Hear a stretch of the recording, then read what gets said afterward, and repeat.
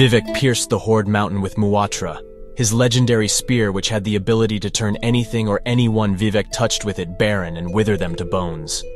At the touch of his right hand, the net became right scripture, and he threw it all northeasterly. The contents spread out like sugar glows, and finally the bones of Horde Mountain landed and became the foundation stones for the City of Swords, which Vivec named after his own sigil, and the net fell across it all in between, or became as bridges between bones. And since its segments had been touched by his holy wisdom, they became the most perfect of all city streets in the known worlds. That was the tale of how the city of Vivec was founded in the days of Restania. Vivek City is the largest settlement on Vardenfell, and one of the largest cities in the east. Each of the great cantons is the size of a complete town. The High Fane and the Palace of Vivec are visited by hundreds of tourists and pilgrims daily. Citizens flock to the arena for public entertainments like mock battles and comic plays. Outlanders mostly confine themselves to the foreign canton, while natives live, work, and shop in the great house compounds and residential cantons. But most of all, this is Lord Vivek's city. The entire city of Vivec is considered a holy place, as it was home to the living god Vivec himself. Vivek City was founded with the construction of the Palace Canton at some point following the rise of the Tribunal. As the palace drew more and more pilgrims who sought to pay homage to Vivec, the Temple Canton was eventually built to accommodate them. During the Second Era, at around 2 E582, the Saint Delin, Saint Olms, Temple and Palace cantons were completed and accessible. The future Hlalu, Redoran, Arena, and Telvanni cantons can be seen in varying levels of construction, and there is no evidence of any work being started on the Foreign Quarter Canton.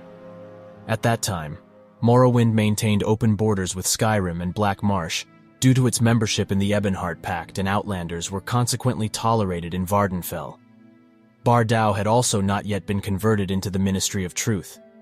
At some point following the dissolution of the Ebonheart Pact, access to Vardenfell and Vivek City was restricted considerably. The Foreign Quarter was built to accommodate foreign visitors to the city, who were forbidden from crossing into any of the other cantons. These restrictions had loosened by 3 E427, however, and Outlanders could once again walk the streets of the entire city. The year 4E05 was recorded by the Dunmer as the Red Year. After Vivek's disappearance, Bardau finished its long-delayed journey, collided and destroyed Vivek City. The area where Vivek's awe-inspiring canton stood has since become known as Scathing Bay, because the rock opened up a fissure into an active underwater volcano.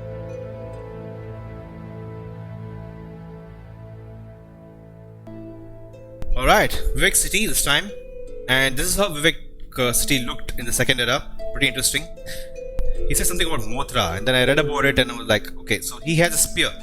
And the statue we saw there in front of this palace was basically this Mothra, his spear.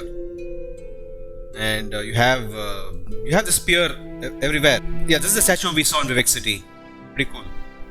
So you only see the Mothra in ESO, you don't see it in Morrowind. Ah, okay. I see. Interesting. So another cool thing I found was about the 2nd century reference to Vivek City. So things were under construction. You had the house Lalu, Redoran, Arena, and the Telvanni cantons, but you didn't have a foreign quarter yet.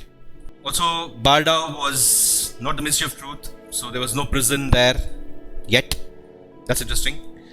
So definitely ESO is pretty interesting. I would love to play ESO sometime and see how Vivek City was back then in the Second Era.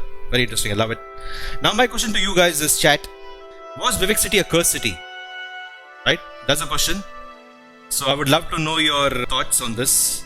What I've understood is that, Vivek was a god from the 1st era to the 3rd era. That's a long time, like almost 1,000 years. And the city existed for like 1,000 years, and that's a long time, right? So I think it ran its course, is what I feel. 1,000 years is pretty amazing. I mean, not many cities will survive for 1,000 years, right? So, but it had a flaw. The city was dependent on a life force or life energy of a so-called god. It's never going to be feasible in the long term. Not cursed, just a flawed, unstable as Vivek himself. That makes sense. The destruction of Vivek City happened in the 4th era, right? Cool. So we shall go back to the game.